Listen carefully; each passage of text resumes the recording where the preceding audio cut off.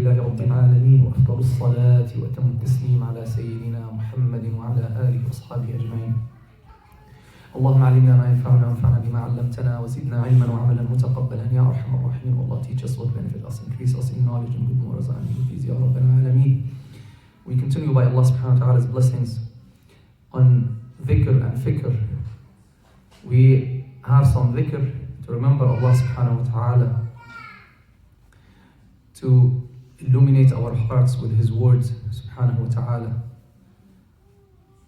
to elevate our souls close to Him subhanahu wa ta'ala, to clean ourselves and cleanse our hearts. And we move to some fikr and some reflections. Fikr is reflection or thinking or thought about the stories of the prophets alayhim salatu wassalam. And we are still in the story of Sayyidina Nuh alayhi salam. And before we move to the story of Sayyidina Nuh alayhi salam, we continue in the book of Al-Adhkar by Imam al-Nawawi radiyallahu anhu, the greatest book that collected the words of remembrance that our beloved sallallahu alayhi wasallam used to say in the different circumstances. So we stopped at, and we said we're not going to read all of the book as we used to do before. We're going to have selections from every chapter, but we're going to cover all the chapters inshallah, chapter by chapter from the book of Al-Adhkar. But we're not going to cover all the ahadith. So we stopped at the section that says istihbabu dhikr fil masjid, what to do in the masjid. We mentioned last time that what we're supposed to do in the masjid is dhikr and Quran and salah and ibadah. And Imam Nawawi mentioned many hadith. We'll take one of them from Sayyidina Anas radiallahu anhu, that when one of the Bedouins, he came, and you know the masjid in the time of the Prophet sallallahu alaihi wasallam, it didn't have like a carpet like our time, mashallah, and the roof and conditioning and everything. كانوا, when it rains, يسجدون بين الماء والطين. When it rains, they will prostrate on the mud. On the mud.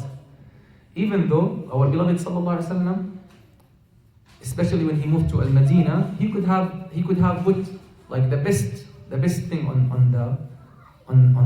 the floor of the masjid, but he didn't sallallahu alaihi wasallam. They were not thinking of these things, subhanallah. They were with their nature and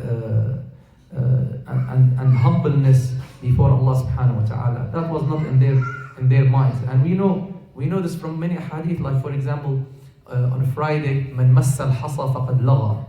Whoever touches the pebbles on a Friday, then he had committed laghu, which is a useless action or talk. And whoever makes laghu, he will lose the reward of Friday. So this shows you that they were pebbles, and some of them they will just straighten the pebbles so that they can it will be easier for them. So this is how they used to be. Still, they were the greatest ummah that has ever been raised for humankind. So what to do in the masjid? This man, he's a Bedouin. He doesn't know. He did not have the knowledge.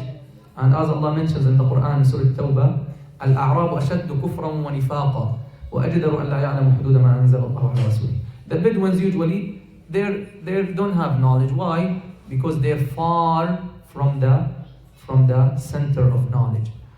They're far from the Prophet sallallahu alaihi wasallam. And this is why, by the way, Sahaba, they will be happy when one of the Bedouins come, because he asks questions right away, and he just, oh Rasulullah, what about this, what about this? So when someone who is a Bedouin, they come, they're happy, they just want to, sometimes they feel like the respect and the awe of the Prophet sallallahu alaihi wasallam. They don't ask him or talk to him. But the Bedouins, they just come and ask and talk, and they don't have those etiquettes that the Sahaba had radiyallahu anhu. So this person, he came in the masjid and he urinated in the masjid. He started urinating in the masjid. And Sahaba, they got upset and they're about to, they wanted to go and stop him. And Rasulullah sallallahu alayhi wasallam, the gifted mercy, what did he say? He said, Da'uhu, leave him. Leave him. لا تزرموا عليه بولا. Leave him. Don't interrupt him. And when he's done, sallallahu ala sayyidina Muhammad wa ala alihi wa sahbihi ajma'in. When the man is done, he sallallahu alayhi wa sallam told him, Ya akha al-Arab, inna hadhihi al-masajid, he said to him, inna hadhihi al-masajid لا تصلح لشيء من هذا البول والقدر ولا القدر. These masajid are not for this dirt. إنما هي, this is why Imam Nawawi quoted this hadith here, it is for the dhikr of Allah and salah and the recitation of the Quran. Or as he said sallallahu alayhi wa sallam, أو كما قال عليه الصلاة والسلام, narrated by Imam Muslim. So this shows you clearly that this is why the masajid are built, Quran and dhikr and ibadah, etc. Now he moves to another chapter رضي الله عنه. He said وينبغي للجالس في المسجد أن ينوي الاعتكاف فإنه يصح عندنا ولو لم يمكث إلا لحظة بل قال بعض أصحابنا يصح اعتكاف من دخل المسجد مرة ولم يمكث. So he's saying when you enter the masjid, it is good to intend i'tikaf. I'tikaf, which is what, seclusion in the masjid for the purpose of what? Of dhikr of Allah subhanahu wa ta'ala.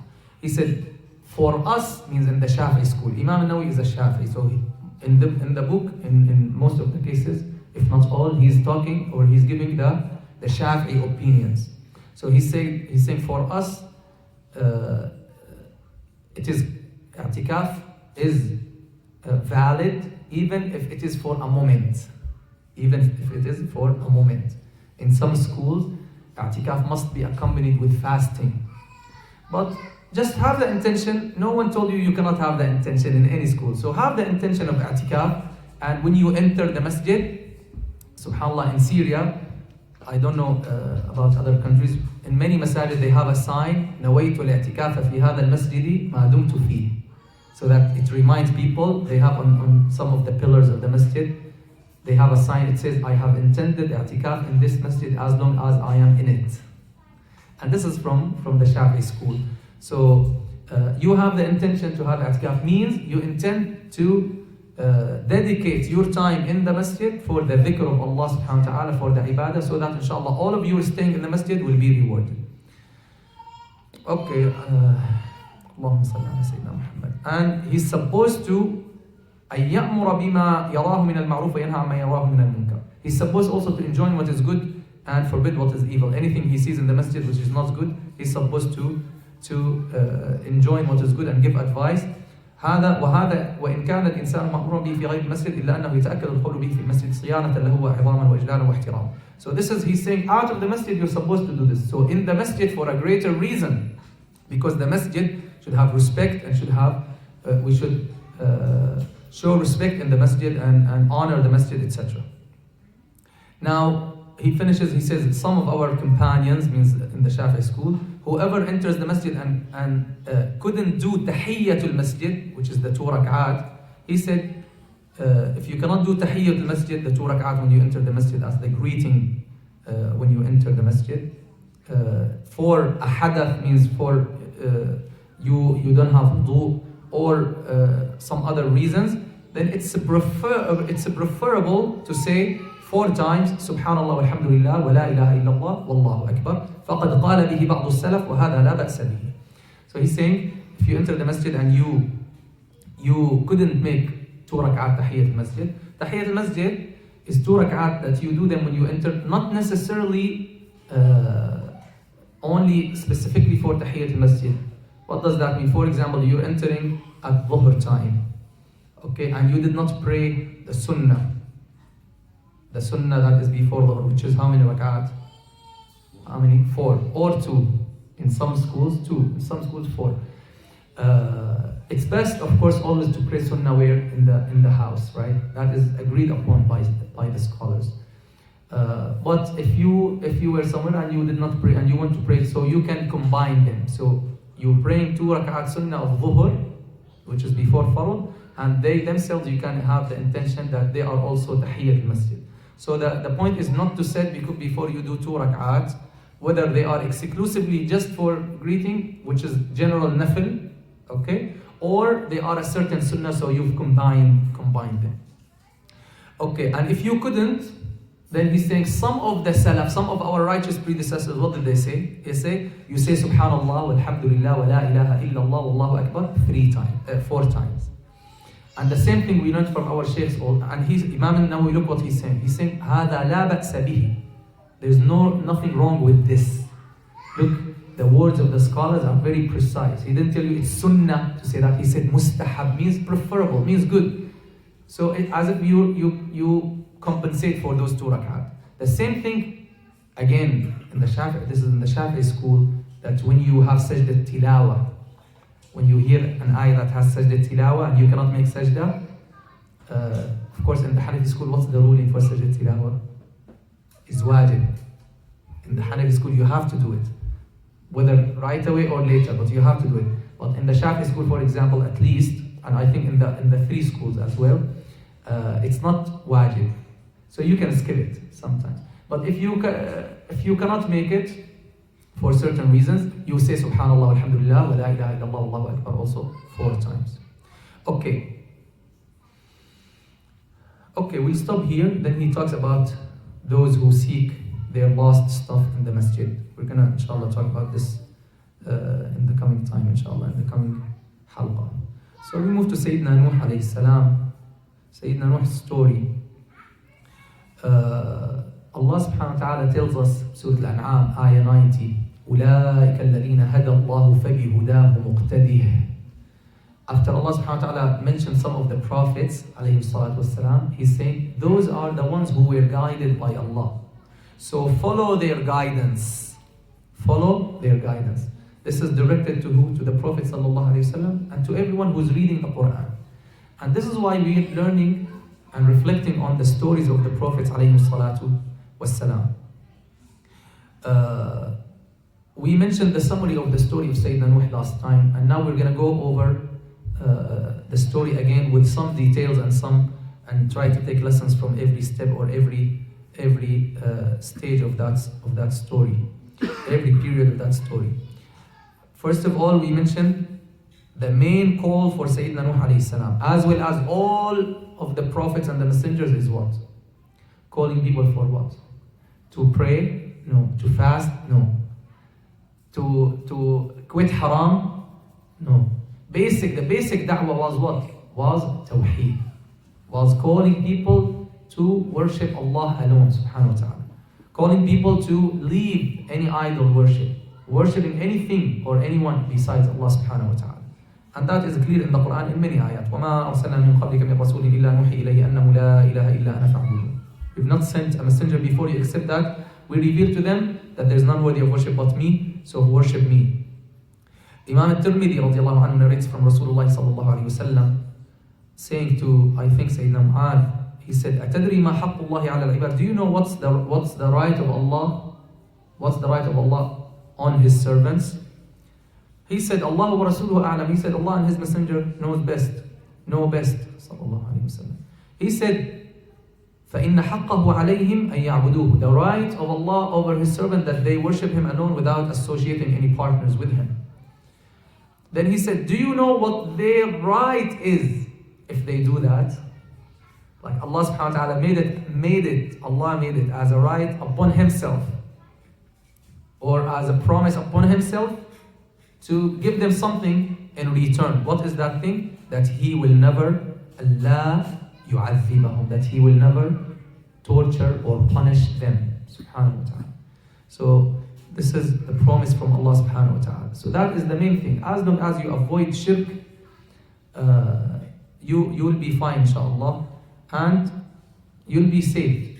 As long as you avoid shirk, you will be saved. And alhamdulillah, yani Muslims, they're free from this thing, but we have to be aware of the different types of shirk. We have the minor shirk, which is showing off. I do something just for people. I just come to the masjid only so that this person will not be upset, or so this person will not talk about me, or so that people will not say, he's not coming. Don't spoil your actions with these whisperings, with these whims, with these just ideas. No, make your actions sincere for Allah subhanahu wa ta'ala, and don't worry about people. Just forget about people. Wallahi, if we're gonna as Imam Nawawi mentions in the beginning of Al-Adhkar, and we explained this in detail before, the very first section he talked about ikhlas.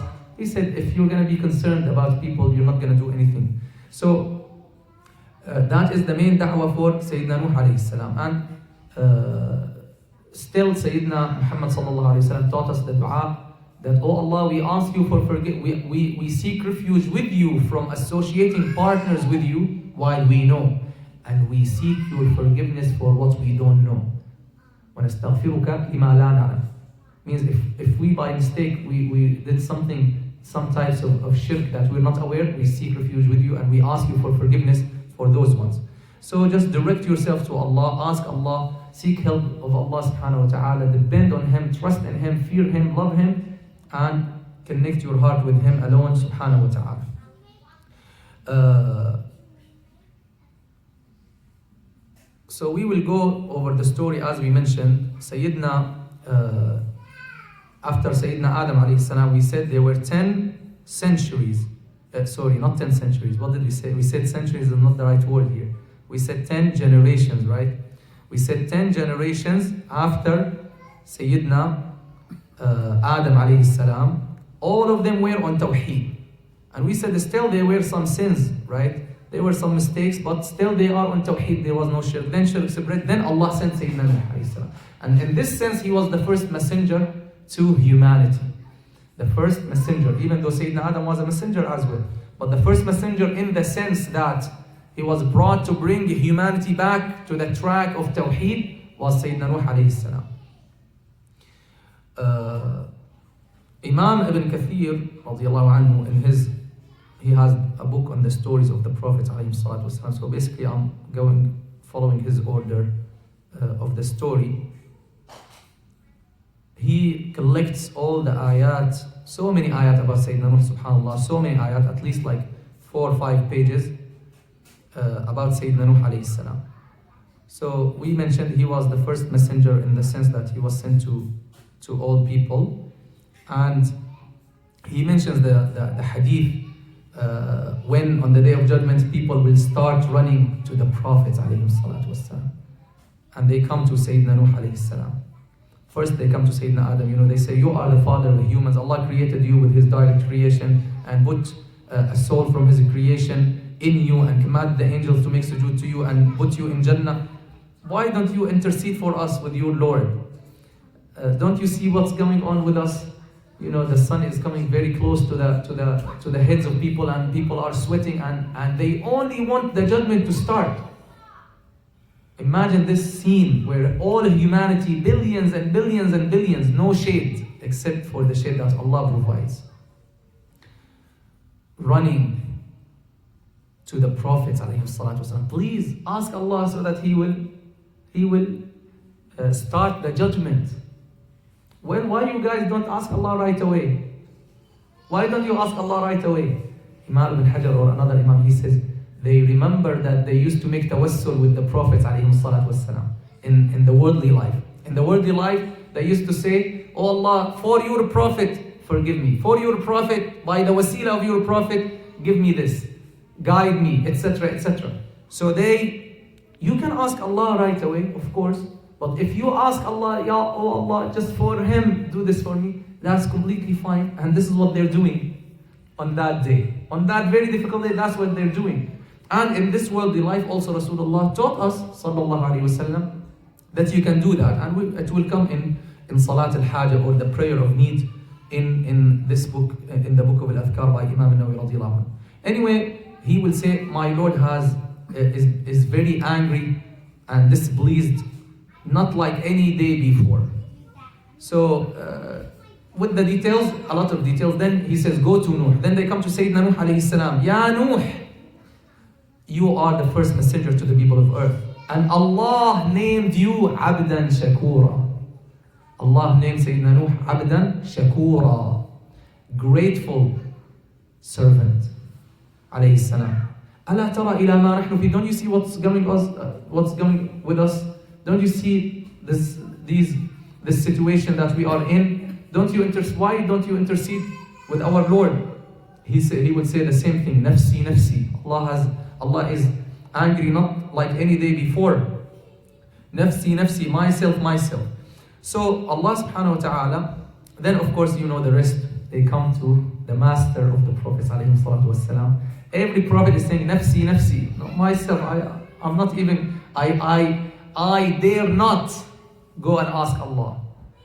And every prophet will mention some of his like shortcomings, if you like, or some of the things that he considers were not like the best. Then when they come to our beloved sallallahu alaihi wasallam, what does he say? He says, "Ana laha." Allahu Akbar. He says, "I am for it. I am for it."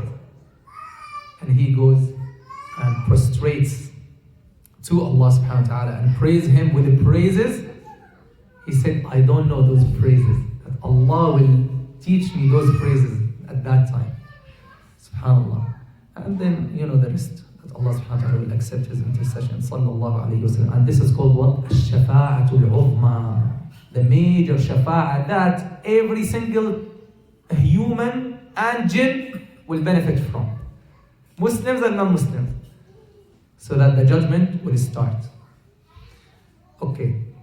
So Sayyidina Nuh alayhi salam, when Allah subhanahu wa ta'ala sent him, he called them to worship Allah subhanahu wa ta'ala alone. No idols, no statues, no one besides Allah, and to admit the oneness of Allah and there's no Lord but Allah. Just as he commanded the messengers before him and after him, subhanahu wa ta'ala. Basically, mostly after him, because the shirk started after him. And then Allah subhanahu wa ta'ala also mentions or praises Sayyidina Nuh alayhi salam when he says, وَجَعَلْنَا فِي ذُرِّيَّتِهِ مَنْ نُبُوَّةَ وَالْكِتَابِ. SubhanAllah, all the prophets after Sayyidina Nuh are from his offspring. What a great honor that all of the prophets and messengers from his offspring, alayhi salam. All the prophets and messengers who were after him were from his offspring. Now, Sayyidina Nuh started calling his people, alayhi salam, with all types of call, day and night, in secret, in public, with targheeb and tarheeb, means reminding them of the benefits of listening to Allah subhanahu wa ta'ala, of following the message of Allah, and at the same time warning them of the denial, warning them of rejecting the message of Allah, the guidance of Allah subhanahu wa ta'ala. And this method, by the way, is the method that the Quran teaches us throughout the surah of the Quran.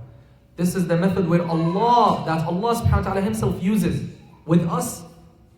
Almost every page in the Quran you will read, those who believe they will get Jannah and they will get this, and those who disbelieve they will get the hellfire and this. And this is very important for us, not only in da'wah. Sometimes we use this in da'wah and it's important. Some people, if you don't talk to them this way, they will not listen, they will not care. Sometimes they will be shaken when you tell them, you'll be burnt forever. Why to deny? The truth is clear. So it depends on the person and the situation, and this is very, very sensitive and very important issue. You have to know the person you're talking to and his readiness for what you're gonna say.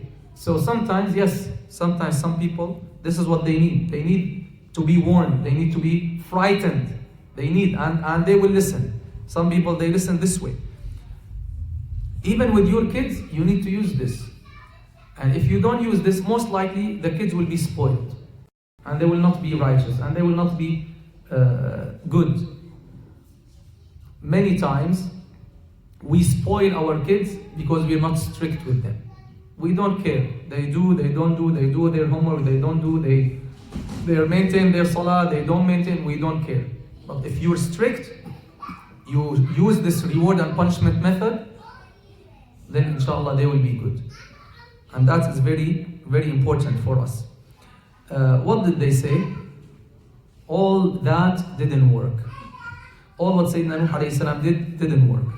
They continued on their misguidance, on their disobedience, on worshipping the idols. And not only that, they started showing animosity to him. They started hurting him. Started not only hurting him, hurting also those very few people who believed in him, and they threatened him to stone him and expel him. قال الملأ من قومه, the elite among his people, they said, we surely see that you're in manifest misguidance.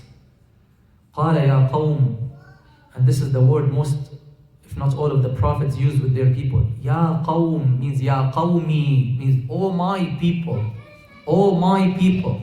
And we talked about this in details before, that it's very important to talk to the person you're addressing, whether Muslim or non-Muslim. There are Muslims who are disobedient, who are fasiqeen, who are neglecting salah, neglecting obligations of Allah. We as a community, we're required to enjoin what is good and forbid what is evil. We're not a community where I don't care, let him do what he wants to do. No, that's not the Muslim community. The Muslim community, you see your brother doing wrong, you have to give him advice in the right manner, in the right way. But you cannot say, I don't care. No. Didn't the Prophet ﷺ say the believers are like the one body? If you truly believe that believers are brothers, then you have to take care, you have to care for your brother. So whether you're talking to disobedient Muslims or to non-Muslims, you need to first of all talk to them with words that show them that you're close to them, that you care for them. Ya qawmi, oh my people, you're my people. Even though you're disbelieving, even though you're worshipping idols, you're still my people. I care for you. And Allah tells us this in the Quran. He says, وَإِلَىٰ عَادٍ أَخَاهُمْ هُودًا. We sent to the people of Ad their brother Hud. Their brother Hud. وَإِلَىٰ ثَمُودَ أَخَاهُمْ صَالِحًا. And to Thamud, to the people of Thamud, we sent them their brother Salih, even though they were disbelievers, and he's a prophet. So that is the human brotherhood, if you like. That some Muslims, they object, no, you don't say these are our brothers. Akhi, come on, read the Quran. Read the Quran. So you talk to them with this, with the words that show them that you care for them and you're close to them. You're my brother. قال يا قوم ليس بي ضلالة. No, I'm not in misguidance, but I am a messenger from the Lord of the worlds. أبلغكم رسالات ربي. I'm only conveying to you the messages from my Rabb. وأنصح لكم. I'm just giving you advice. I'm just advising you. And I know from Allah what you don't know. And this is the mission of the Prophet ﷺ. They only convey the message. But subhanallah, out of their mercy, out of their soft, if you like, and very merciful hearts, and very soft hearts, alayhim salatu wassalam, they were very anxious to guide their people. They were very concerned about their people to the extent, like our beloved sallallahu alayhi wa sallam, Allah told him, leave them. You're about to grieve yourself to death over their denial. لعلك باخع نفسك على آثارهم إن لم يؤمنوا بهذا الحديث أسفا. Just remind them and leave them. And this is, as we mentioned, this is how the da'i should be. Every Muslim should be a da'i. It's not only for the sheikhs or the da'wah committees or the scholars or whatever. Every single Muslim should be a da'i who gives da'wah to others and who remind others. And one of the basic principles when you remind others is to feel for them, to really feel pain for them, to feel sad for them, to realize that they're lost, they need help. So if you realize the concept of the human brotherhood, then you're supposed to feel for them and try to help them, and not like see yourself above them, or as some Muslims say, let them go, let them burn in the fire, That's not the way.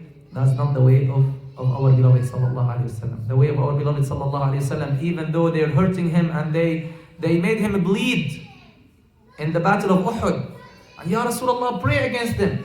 What did he say? Sallallahu alaihi wasallam, oh Allah, guide my people because they don't know. اهدي قومي فإنهم لا يعلمون. صلى الله عليك يا سيدي يا رسول الله.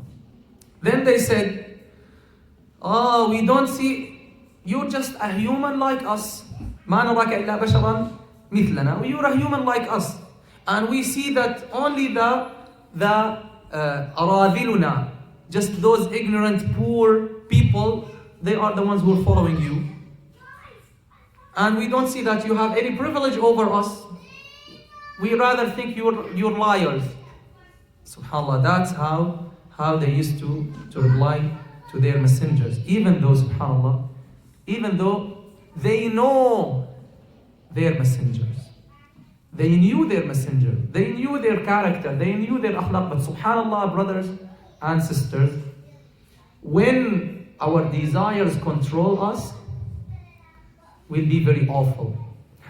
We'll act very, very foolishly. You know this person. You've been living him in the same town. You know his truthfulness. You know his honesty. You know his sidq, his amana, and he's telling you that Allah sent him. And he's not telling you like, give me some money, or he doesn't have any interest. As we will see, all of the messengers, they said to their people, what? I don't want any reward from you. I don't want any reward from you. I'm only conveying to you the message from Allah. So look, with common sense, this person, you know his history. And he's not asking you for any worldly gains. He's just conveying the message to you which is good for you. Just to be a good person and to worship the one who created you. Yet, they reject, they deny. Why? Because responding to Allah's message will limit them, will give them taklif, will make them responsible. They will not be enjoying fulfilling their desires without limits, without boundaries, without rules. And that's what most people want. Why they don't want to be practicing Muslims? Why they don't want to commit to the religion? Why they want just to ignore, there's no God, why? Because they don't want to be limited in fulfilling and feeding their low desires. And that's very destructive. And this happens even to Muslims, some Muslims. They know you're supposed to do this, you're supposed to pray, the sister is supposed to cover herself with modest hijab, with the right hijab, etc. The brother, he knows he's not supposed to cheat or to deceive others or to take violate the rights of others, etc. Still we do. Why? That is again just to feed those desires. And how we get rid of this? You need to have the control over your desires. How you can do that? You need dhikr of Allah. You need so much dhikr of Allah, cleansing of your heart, elevating your soul, and having a strong resolve, a strong will. The students, they used to go to the sheikhs in the Sufi schools, and they call a student, they call him, anyone knows what they call the student with the Sufi, in the Sufi tariqah, what do they call him? Anyone knows? They call him what? Murid. What do they call him? Murid. They say these are the murideen, or this is a murid of the sheikh. Why they call him murid? You know why? Our sheikh told us. Means he wants to be a person of irada. Means he wants to become a person who owns his will, who controls his will, who controls his desires. That's why they call him what? Murid. They say this is the murid of sheikh so and so. Because they come to the sheikh and the sheikh discipline them and give them some prescriptions, if you like, all within the Quran and Sunnah. Don't anything you see in these ways, or whether in fiqh or in tasawwuf or in any field of the Islamic sciences that goes beyond the boundaries of the Quran and Sunnah, we reject it. So this is why they discipline them, so that they control their desires. And there are many methods. Some sheikhs see that a person needs a lot of istighfar. They tell him, okay, go every day to do 1,000 istighfar. This is what? Wird. Some sheikhs, they see such person, he needs la hawla wa la quwwata illa billah. He needs, this is like a pharmacy. Okay, those are like the doctors of the hearts. Okay, and all this mentioned in the Quran, the Sunnah of the Prophet sallallahu alaihi wasallam. So, inshallah, we're gonna stop here. Isha is close. So the point, inshallah, here is to work on our souls with dhikr of Allah subhanahu wa ta'ala, with a lot of istighfar, a lot of salah ala nabi sallallahu alayhi wa sallam, a lot of knowledge, accompanying the good people, the righteous people. And we also try to to pull our family members with us. That is a big responsibility, and we will see, inshallah, in the story of Sayyidina Nuh, that he did what he's supposed to do, alayhi salam. Still, his wife and his son, they were deviant. They were deviant. If he did his best and still they were deviant, so what if you don't? What if you don't do your job? What you're required to do is do your job. Then leave it to Allah subhanahu wa ta'ala. But when you don't, so if you do your job and whatever they do, khalas, you did your job. But if you don't do your job, you'll be brought to account. You'll be brought to account. Do your kids realize these things? Do they realize that they have desires that they have to control, that they have to manage, that they have to fulfill within the limits, within the boundaries that Allah subhanahu wa ta'ala put for us? Did you teach your kids these things?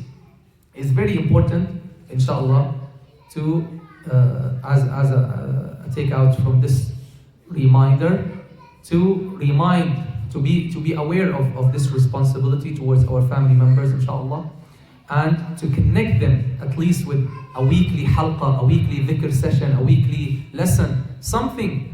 But if they don't have anything throughout the week, wallahi, Allah will ask you, what are they learning? Subhanallah, today I got to know my daughter. She picked a book from the library, and in this book, it's first grade, imagine, first grade book, and they're putting some pictures about how the baby comes, etc., etc. These people have no akhlaq, no adab, no haya, no shame. So I told my wife, you have to open the book and see what it has before we can give it to her. Because these people, they don't know. Children, no children, they think, oh, this is like psychologically, we have to teach them these things. First grade. And you're showing him how the baby comes and how the father and mother, etc., and on their bed, etc., etc. And you explain with explicit terms what happens and what is. So we're responsible, and we have to be aware of this place where we are. What are our children reading? Where are they going? What are they watching? Wallahi, it's a big responsibility, dear brothers and sisters. So be aware of this. And I said, subhanAllah, I said to my wife, subhanAllah, no matter what we do, they'll be hearing these things, whether in school, whether from friends. So the best thing we can do, in addition to being careful what they select, in addition to this, the most important thing is what? To immunize them. Give them vaccine. Give them the vaccine of Iman, the vaccine of Taqwa, the vaccine of the teachings of the Quran and Sunnah. You teach them these things. You give them the knowledge, the basic knowledge. You explain to them before others explain to them, before their teachers or their friends explain to them. And you immunize them with dhikr of Allah, with fear of Allah, with love for Allah, etc., etc. And how you can do that? You're not free. Maybe you're not even seeing them sometimes. You're not having time for yourself. So you need to connect them with the masjid, connect them with the shaykh, connect them with the gatherings and the circles of knowledge and dhikr. May Allah subhanahu wa ta'ala help us. May Allah subhanahu wa ta'ala guide us. May Allah subhanahu wa ta'ala grant us righteous children and spouses and make us righteous ones and obedient ones. May Allah subhanahu wa ta'ala forgive us and accept from us. May Allah subhanahu wa ta'ala illuminate our hearts with His love, with His dhikr, with His words, with His Quran, and make us of those who follow the path of the Prophets alayhim salatu wassalam. May Allah subhanahu wa ta'ala give relief to our brothers and sisters who are suffering everywhere. Allahumma salli wa sallim wa barik ala Sayyidina Muhammad wa ala alihi wa sahbihi wa sallim wa akhiru da'wana anil hamdulillahi rabbil alameen. Jazakumullahu khairan.